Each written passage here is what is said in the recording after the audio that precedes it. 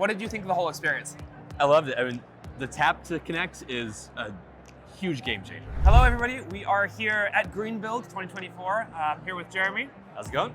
And we are going to see if Jeremy can beat the world record, 46 seconds right now, for installing the Sensedge Go in the shortest time possible.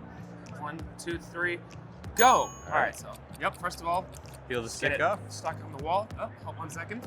Just want to hit the power button here, turn the device on. It is now on. All right. Okay. Gonna go Add a device. Right? Choose the Sensedge Sensedge Go. Perfect. Choose Greenbuild. Greenbuild. Expo. It's All the right. building we're in. Scan for it. And you just tap that up against the logo. There we go.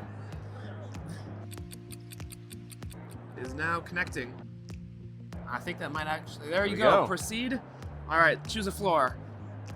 Floor 1, select a space, anywhere you want. Finish. Finishing registration, done. 55 Did not beat it. seconds. I mean, that's pretty fast, right? Under a minute, easy. What did you think of the whole experience?